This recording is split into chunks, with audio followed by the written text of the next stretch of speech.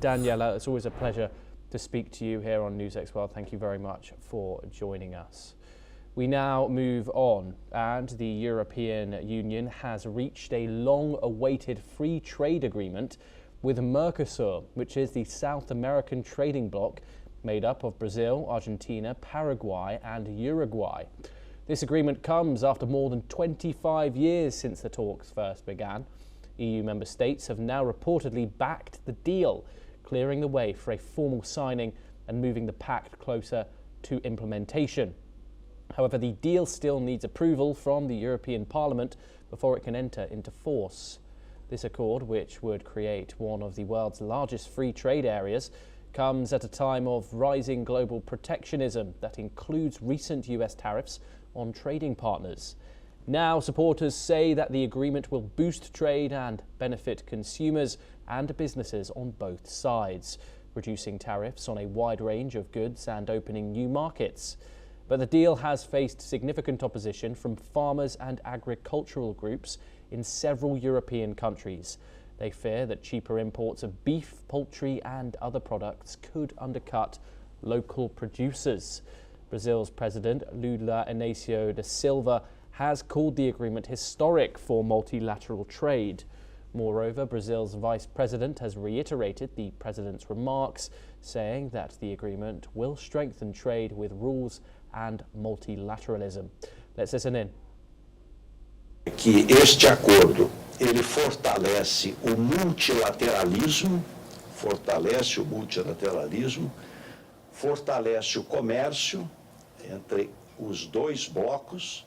Ele promove emprego, ele promove investimento, ele promove comércio com regras, ele fortalece o multilateralismo e ele fortalece a sustentabilidade.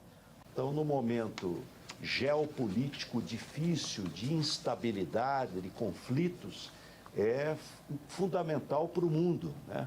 Mostra que é possível construir caminho de comércio com regras, de abertura comercial e de fortalecimento não do isolacionismo, mas do multilateralismo. Gerard Al-Feel joins us now. He's an economist and he joins us live from Dubai. Gerard, thank you very much for joining us and taking the time.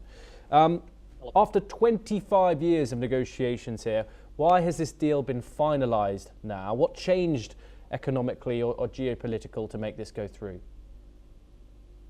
Thank you, Thomas. I think the European Union, first of all, wants to show that it's still there, that it still has the power to seal deals which are even 25 years waiting on the shelf, so to say, to be signed and to go ahead. Because in the previous year, we have seen the unilateralism between, or the rivalry between the US and China. We have seen the big players, Russia and the US, talking to each other, overruling, ignoring almost the European Union. So the EU wants to show that after Brexit, also, despite the rivalry between the big powers in the global economy and on the global geopolitical stage, it's still capable of signing deals which can include 700 million people, 32 countries, and which is creating the biggest free trade zone in the world, despite all differences internally. And Gerard, the EU already trades over 100 billion euros with the Mercosur bloc. What new economic value does this agreement actually add? I think a lot of value on both sides. Now, keeping emotions aside, free trade is always good to exchange goods, for bilateral exchanges, also on in the people's business and the trade business, and on bilateral conferences and summits. Of course, this bloc and this new union will have to explain to people why, for example, any fruit from South America is cheaper than something which is produced locally in the European Union. And there has to be a lot of communication to be done on both sides to explain to people, no, we will create jobs. EU had Ursula von der Leyen said it will create 440,000 jobs across the European Union because it opens a complete new market. We have to see. It's of course good always to take trade barriers down, and the economic benefit on both sides must be created from both sides. Also, South America has to include its associates. For example, the core markets of Mercosur are Brazil, Paraguay, Uruguay, and Bolivia. Others like Argentina or Chile are associate members. So they have to try to find one voice, and both sides will show also to the world that there's not only China and the East Asia and the Middle East and Russia on the geopolitical stage, but there's also a world which has been on the in the global mainstream a bit overlooked, which is Latin America. And Gerard, of course, the biggest opposition is coming from Europe's farmers here. We've seen tractors on the streets of Paris, among other protests across the 27-nation bloc. European farmers, of course, feared being undercut by cheaper Brazilian beef and poultry. Are those fears economically justified? In a way, yes.